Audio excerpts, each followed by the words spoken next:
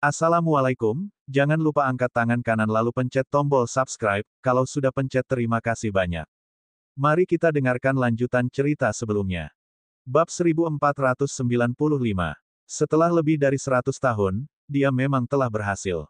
Walaupun tidak pernah muncul, dia berhasil menjadikan Serenara sebagai kekuasaannya. Sepanjang sejarah, kaisar-kaisar kita hanyalah boneka belaka. Teja bicara dengan penuh kepahitan. Teguh merasa sangat terkejut. Pemerintahan otoriter. Yang dimaksud dengan pemerintahan otoriter adalah mengambil alih kekuasaan, melanggar hukum, dan menggunakan kehendak pribadi untuk mengendalikan kehendak negara, serta mengendalikan hidup dan mati masyarakat. Dia berbuat sesuka hati, dan bertindak sewenang-wenang dan egois. Dia membawa kemakmuran bagi rakyat, dan juga membawa kematian bagi banyak orang.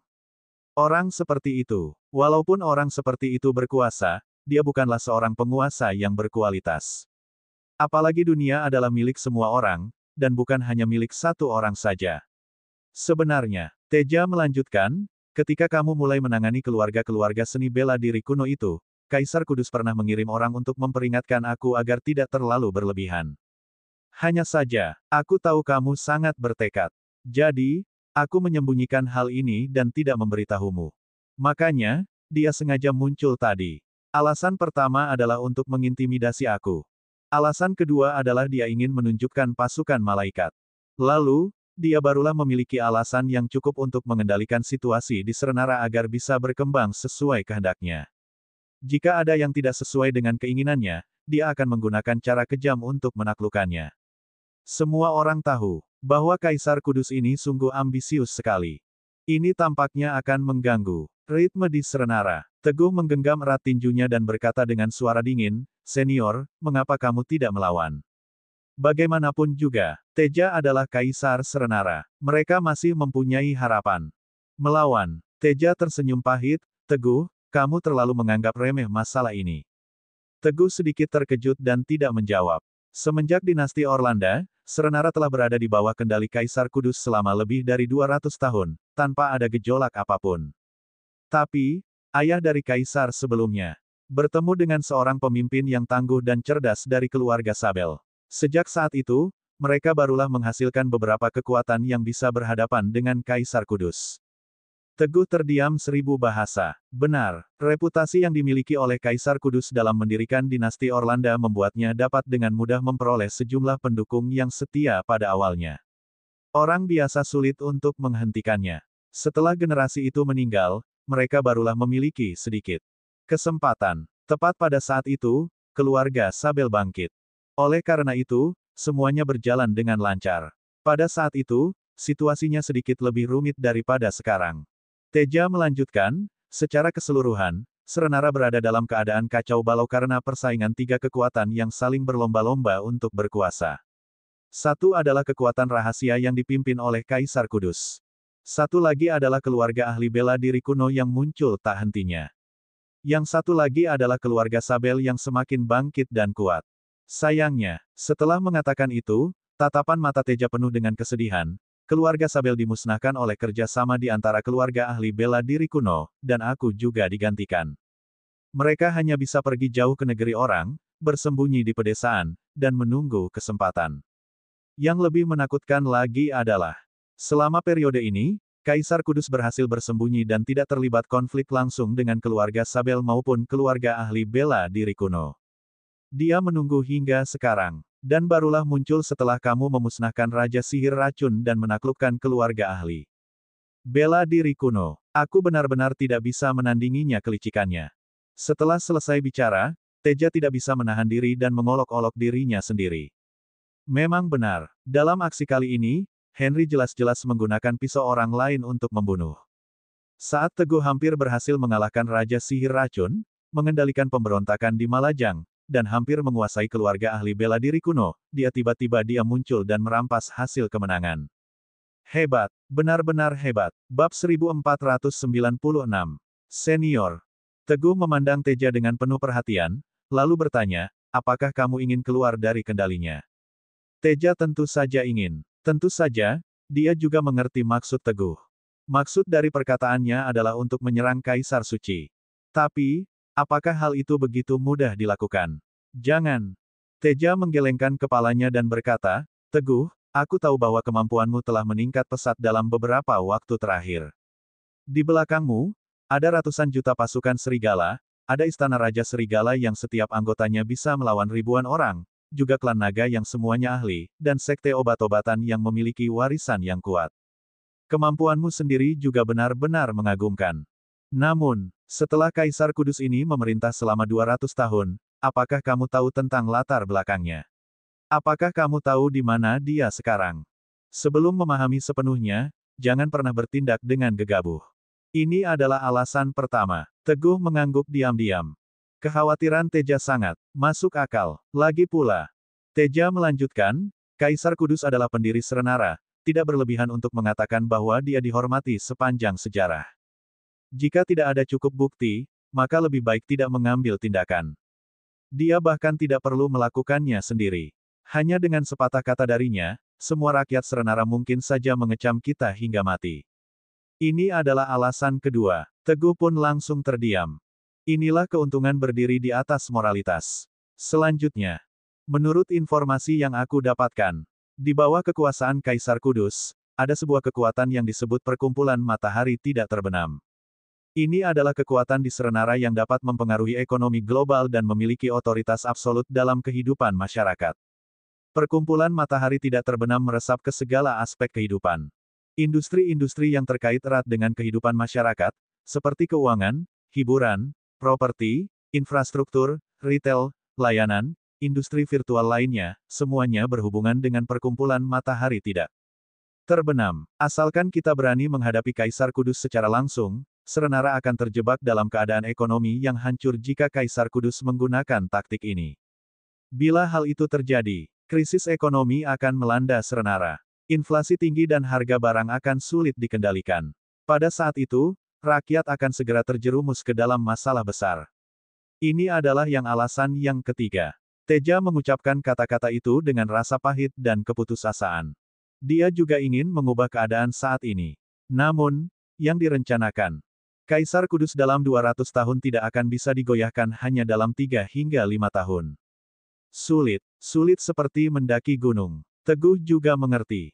Untuk melawan Kaisar Kudus, diperlukan dominasi moralitas, kekuatan yang kuat, dan dominasi ekonomi. Kalau tidak, dampak dari serangan balik yang dilakukan oleh Kaisar Kudus sudah cukup membuat Serenara menjadi kacau balau. Teguh hanya diam. Teja mulai merenung. Suasana menjadi hening untuk sementara waktu. Teguh. Sejenak kemudian, Teja memecah kesenyapan terlebih dahulu. "Kamu pulang dulu ya.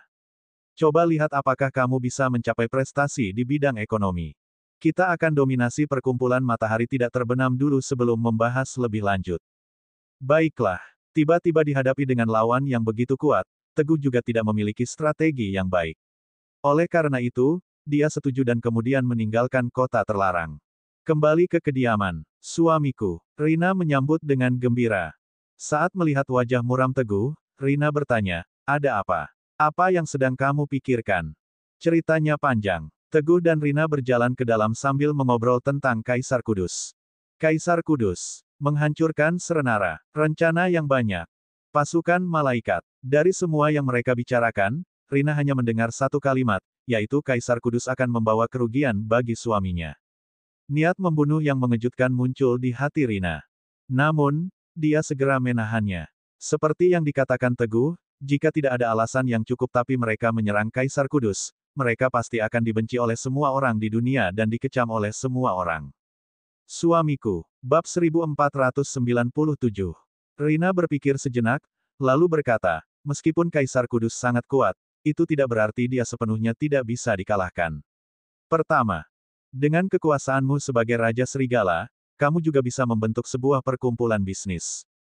Perkumpulan itu akan bisa bersaing dengan Perkumpulan Matahari Tak Terbenam. Kedua, dalam hal moral, biarkanlah Kaisar yang menyelidiki dan mencari kebenarannya sendiri. Seperti yang kamu katakan, Kaisar Kudus sangat ambisius dan pasti memiliki rencana besar. Jadi dalam hal ini, dia tentu saja memiliki kelemahan. Yang terakhir, dalam hal kekuatan, kamu bisa mencoba menghubungi dunia bela diri kuno yang masih tersisa, mungkin mereka bisa melawannya." Teguh tiba-tiba tersadar. Benar juga, setiap masalah perlu dihadapi sesuai dengan keadaannya. Karena dia sudah mengetahui bahwa Kaisar Kudus memiliki 3 trik ini, maka dia akan mengungkapnya satu persatu. Bagus sekali ide ini. Teguh memberikan pujian. Rina, ada pepatah yang mengatakan, keindahan wajah tidak sebanding dengan keelokan hati, istri yang bijaksana membantu suaminya mencapai cita-citanya. Kamu benar-benar telah memberikanku menyusun sebuah rencana yang baik. Aku akan pergi ke sekte obat-obatan sekarang. Sejak kehancuran keluarga ahli bela diri kuno dengan warisan yang kuat, sekte obat-obatan telah menjadi entitas besar yang paling utuh dengan otoritas yang cukup besar dalam berbagai aspek di dunia bela diri kuno. Di sekte obat-obatan, ketika Teguh tiba, Tejasvi dan Sena sudah menunggu di ruang tamu. Teguh, kamu sudah datang. Tejasvi bertanya, kamu bilang ada urusan penting untuk dibicarakan di telepon, apa itu? Teguh dengan tegas mengatakan, saat aku pergi untuk menghancurkan aliansi keluarga ahli bela diri kuno dan memusnahkan keluarga Yadira, seseorang yang sangat penting muncul. Kaisar Kudus. Ketika kata itu diucapkan, mata Tejasvi dan Sena berbinar-binar. Tanpa menunggu lebih lama, Teguh mengungkapkan semua tindakan dan rencana Kaisar Kudus. Setelah itu, Teguh menatap kedua orang itu. Pak Tejasvi, Sena. Dari hal ini, kalian bisa melihat bahwa Kaisar Kudus ini tampaknya bijaksana dan luar biasa, tapi dia sebenarnya memiliki niat jahat untuk menggulingkan tatanan semesta dan menimbulkan kekacauan bagi rakyat biasa. Jadi, aku datang khusus untuk meminta saran. Untuk melihat apakah kalian bisa memberiku saran yang konstruktif dalam hal kekuatan dan ekonomi. Ketika Teguh baru saja selesai bicara, Tejasvi berkata, dalam hal kekuatan, aku bisa bergabung dengan paviliun penjaga di area Kemala dan menyatukan kekuatan yang tersisa di dunia bela diri kuno. Bersama-sama, kita akan mengibarkan bendera besar dan berjuang untuk kebenaran. Dalam aspek ekonomi, Tejasvi menggelengkan kepalanya, maksudnya sangat jelas. Dia telah mendalami seni bela diri selama bertahun-tahun dan selalu berusaha untuk mencapai tingkat yang lebih tinggi, tapi pengetahuannya masih terbatas.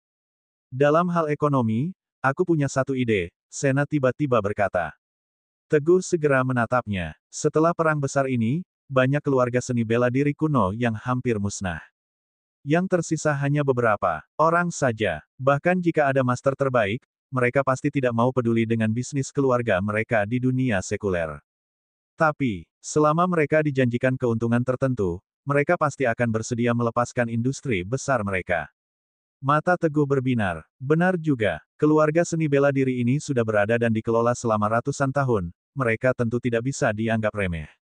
Satu dari mereka saja sudah cukup untuk mengguncang dunia sekuler. Jika semuanya digabungkan bersama, kekuatan mereka pasti akan sangat besar. Dan bukanlah hal yang tidak mungkin bagi mereka untuk menghadapi perkumpulan matahari tak terbenam. Namun, Sena menggelengkan kepalanya dengan serius dan berkata, hal ini tidak mudah untuk dilakukan. Karena Kaisar Kudus sudah memperhatikanmu, dia pasti akan selalu waspada terhadap tindakanmu. Jika dia tahu niatmu, dia mungkin saja akan mulai bertindak lebih awal dan mengambil inisiatif.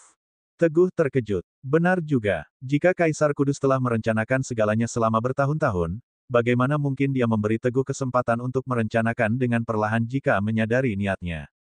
Dia tentu saja akan mengambil tindakan lebih dulu. Pada saat itu, mereka mungkin saja tidak akan bisa berbuat apa-apa. Oleh karena itu, pengoperasian perkumpulan yang bisnis baru sebaiknya diserahkan kepada orang lain.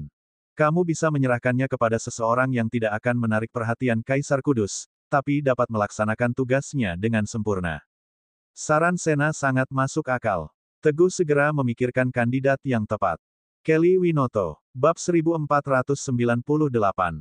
Sena melihat perubahan ekspresi di wajahnya dan tersenyum sambil berkata, tampaknya kamu sudah tahu siapa. Teguh tersenyum dan mengangkat tangan sambil berkata, Pak Tejasvi, Sena. Untuk hal menyatukan paviliun penjaga di area Kemala, serta kekuatan bela diri kuno yang masih tersisa, aku akan seranikan. Kepada kalian, harap berhati-hati. Ini nggak bisa ditunda lagi, aku harus pergi terlebih dahulu. Setelah membuat keputusan, Teguh bertindak cepat dan tegas. Sampai jumpa. Tejasvi dan Sena juga mengangkat tangan mereka sebagai tanda hormat.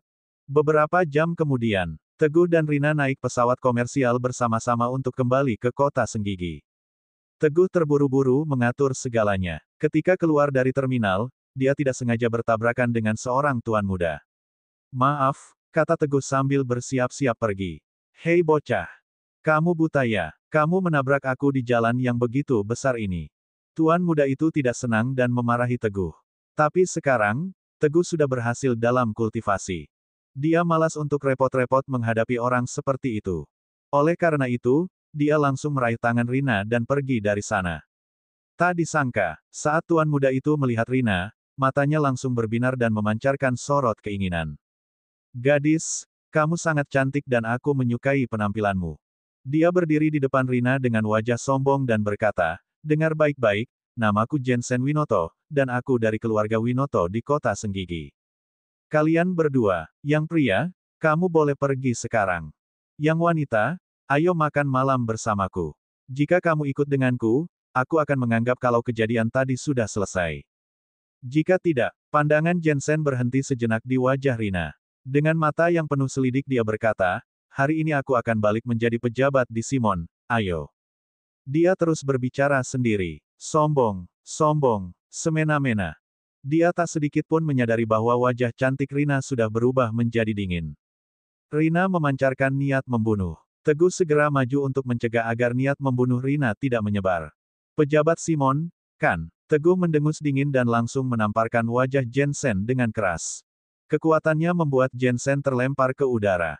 Setelah berputar sejenak di udara, dia akhirnya jatuh ke tanah dengan wajah bengkak, mulut miring, dan gigi yang copot. Brengsek. Teguh marah besar dan siap untuk menyerang Teguh. Teguh mengernyitkan keningnya. Kemudian, dia segera memukul Jensen dengan tangan kanan dan kirinya hingga Jensen tidak bisa dikenali lagi. Pengawal-pengawal di sebelahnya mendekat, dan mereka juga ditumbangkan oleh Teguh dengan mudah.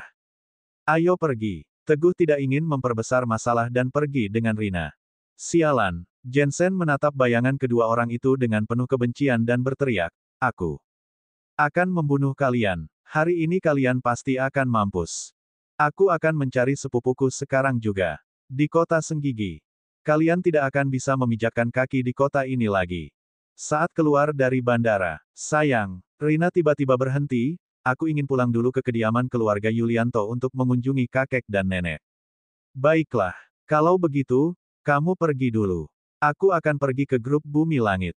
Kedua orang itu berpisah. Di grup Bumi Langit, saat dia tiba di depan pintu perusahaan, Teguh langsung dihentikan. Teguh menjelaskan, aku mencari Bu Kelly karena ada urusan, tolong beritahu dia. Tuan, mohon tunggu sebentar. Orang-orang di sana tidak mengenal Teguh, tapi karena Kelly terus-menerus menekankan, mereka pun tidak menyulitkan Teguh dan membawanya masuk ke ruang tunggu. Setelah itu, seseorang pergi memberitahu Kelly, sementara satu orang yang lain menyeduh segelas teh untuk Teguh. Tidak bisa dipungkiri, grup Bumi Langit sedang beroperasi dengan baik sekarang. Saat Teguh diam-diam bersyukur, seseorang yang lewat di luar pintu memperhatikan Teguh yang berada di ruang tunggu. Dia adalah bawahan Jensen. Bukankah itu orang tadi? Bagus sekali. Setelah memukul Tuan Jensen, dia masih berani datang ke grup Bumi Langit. Kamu akan mampus hari ini. Setelah bawahan itu melihat dengan saksama dan memastikan bahwa orang itu adalah Teguh, dia segera pergi tanpa berkata-kata. Tuan Jensen, bawahan itu segera masuk ke kantor dan menyampaikan hal itu kepada Jensen. Apa kamu bilang? Jensen bertanya dengan ekspresi yang ganas dan terkejut, apakah bajingan itu benar-benar berada di grup Bumi Langit kita? Bahkan langit pun sedang membantuku. Ayo pergi memberinya pelajaran. Aku akan menyiksanya, lalu bermain dengan wanitanya di depannya. Tanpa menunggu lebih lama, Jensen mengumpulkan sekelompok orang dan datang ke ruang tunggu di mana Teguh berada. Bocah, ayo ke sini untuk menerima pukulan. Begitu Jensen sampai di depan pintu, dia segera menggoyangkan jari ke arah Teguh. Bab 1499. Teguh tidak pernah menyangka bahwa dia akan bertemu dengan Jensen lagi di grup Bumi Langit. Sudahlah, takdir memang seperti itu. Bocah itu ditakdirkan untuk mengalami nasib ini dan dia tidak bisa menghentikannya. Oleh karena itu, Teguh berjalan dengan langkah besar ke depan. Nah, gitu dong. Jensen mengira Teguh takut dan langsung tersenyum bangga. Plak, tapi seketika, Teguh menamparnya sekali lagi. Jensen langsung kebingungan. Kamu, sialan, beraninya kamu memukul aku. Saat ini, hanya tersisa satu pemikiran dalam benak Jensen, yaitu untuk memukul Teguh hingga dia lumpuh. Sial, beraninya kamu memukul orang di grup Bumi Langit. Hari ini, kamu akan mampus. Bocah, apakah kamu sudah bosan hidup? Ayo semuanya, hajar dia. Bocah. Bawahan Jensen tersenyum jahat dan berlari mendekat. Teguh mengernyitkan bibirnya dan tidak menghiraukan mereka. Plak, buk, boom. Dengan kekuatan tangga surganya, dia mengalahkan semua bawahan Jensen satu persatu. Dalam kurang dari 10 detik, semua bawahan Jensen berbaring di tanah dan merintih kesakitan. Satu-satunya perbedaan mereka dengan babi yang sudah mati adalah bulu mereka tidak bisa dicabut dengan air panas. Plak, plak, plak. Setelah mengalahkan semua bawahannya, Teguh lanjut memukul Jensen beberapa kali hingga dia babak belur dan baru kemudian melepaskannya. Kamu berani berbicara kasar dan bahkan berani mencari masalah. Teguh mendengus dingin, ini hanya pelajaran kecil untukmu, pergilah dari sini. Baiklah, baiklah. Jensen benar-benar murka dan matanya bersinar semerah darah. Dia menatap Teguh dengan penuh kebencian, lalu mengeluarkan sebuah walkie-talkie, apa kalian semua sudah mati? Aku dipukuli. Di ruang tunggu. Semuanya datang ke sini. Setelah mengucapkan kata-kata itu, Jensen mematikan walkie-talkie dan menatap Teguh dengan penuh kebencian. Teguh seketika mengerutkan keningnya. Bocah ini. Benar-benar tidak ada habisnya. Brak, suara langkah kaki yang ramai di luar mengganggu pikiran Teguh. Astaga, puluhan petugas keamanan datang ke lokasi setelah mendengar teriakan Jensen melalui walkie-talkie. Selama periode waktu ini, grup Bumi Langit semakin berkembang. Kelly mempertimbangkan perasaan Teguh terhadap tentara dan militer, dan dengan sengaja mempekerjakan banyak mantan prajurit yang terkenal dengan gaji tinggi sebagai petugas keamanan di grup Bumi Langit. Jangan bilang kalau, dengan adanya mereka di grup Bumi Langit, konflik berkurang banyak. Mereka sudah lama tidak bertemu dengan orang yang datang untuk membuat keributan. Hanya saja, saat mereka tiba di pintu ruang, tunggu, semua petugas keamanan berdiri bengong di tempat, seperti patung kafu. Siapa yang mereka lihat itu? Yang Mulia Raja Serigala. Itu adalah Yang Mulia Raja Serigala. Setelah mengetahui bahwa orang yang memukul Jensen adalah Raja Serigala, mereka langsung mengutuk Jensen setengah mati.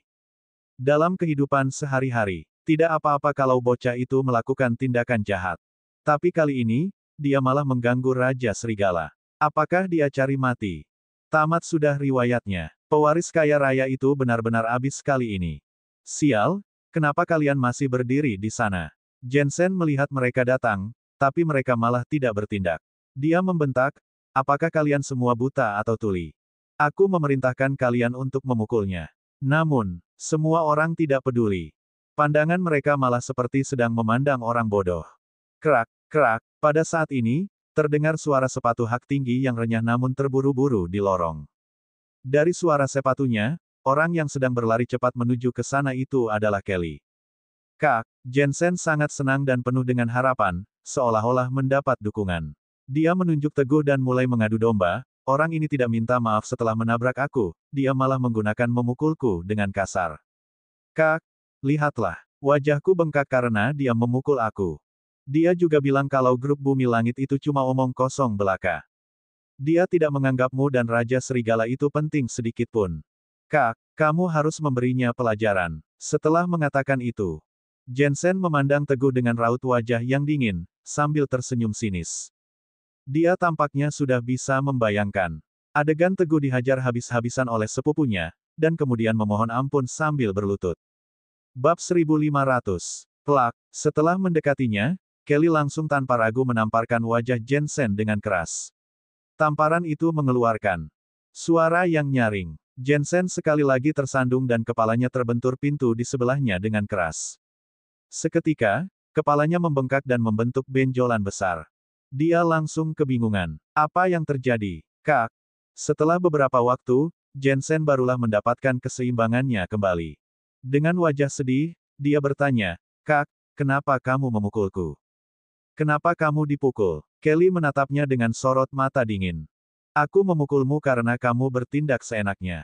Aku memukulmu karena kamu membuat masalah. Aku memukulmu karena kamu tidak tahu diri. Tidak tahu diri. Apa maksudnya?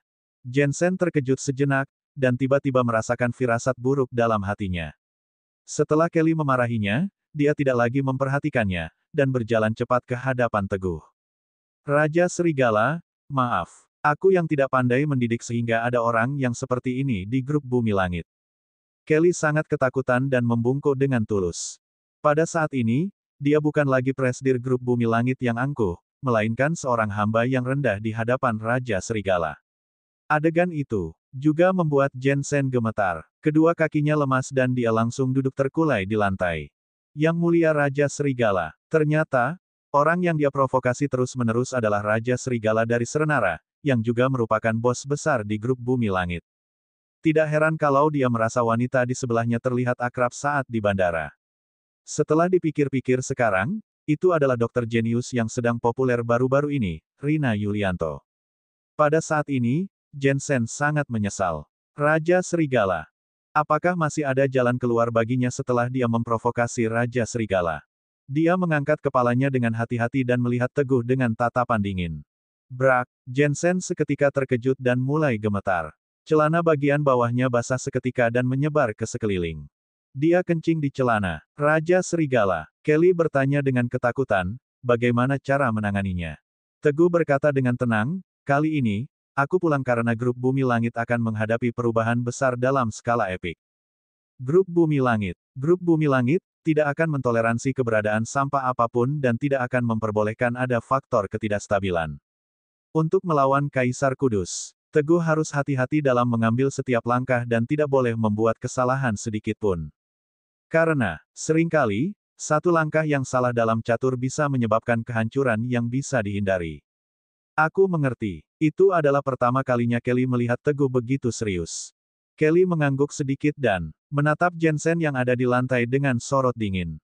Lalu, dia memberi perintah dengan tegas, sebarkanlah bahwa atas nama grup Bumi Langit, Jensen akan diboikot total dalam industri ini. Siapapun yang berani mempekerjakan Jensen akan menjadi musuh grup Bumi Langit. Diboikot, itu adalah pemboikotan besar yang belum pernah terjadi sebelumnya. Saat ini, Kota Senggigi memiliki dua kekuatan yang tak terkalahkan. Salah satunya adalah grup Jagaraga. Grup itu dipimpin oleh Rina yang merupakan juara konferensi ilmu medis dan juga Nyonya Raja Serigala. Satunya lagi adalah grup Bumi Langit. Semua orang tahu bahwa bos sebenarnya dari grup Bumi Langit adalah Raja Serigala yang mendominasi di Serenara. Jangankan kota Senggigi yang kecil itu. Bahkan seluruh provinsi Julang, wilayah selatan, dan seluruh Serenara pun tidak banyak yang berani memprovokasi grup Jagaraga dan grup Bumi Langit. Itu sebabnya, ketika Jensen mendengar perkataan Kelly, dia langsung merasa ketakutan. Jika dia diboikot total all industri dan grup Bumi Langit, bukankah itu artinya dia sudah tamat dan tidak akan bisa hidup tenang lagi seumur hidupnya? Bahkan seluruh provinsi Julang, wilayah selatan, dan seluruh Serenara pun tidak banyak yang berani memprovokasi grup Jagaraga dan grup Bumi Langit. Itu sebabnya, ketika Jensen mendengar perkataan Kelly, dia langsung merasa ketakutan. Jika dia diboikot total oleh industri dan grup Bumi Langit, bukankah itu artinya dia sudah tamat dan tidak akan bisa hidup tenang lagi seumur hidupnya? Cerita bersambung.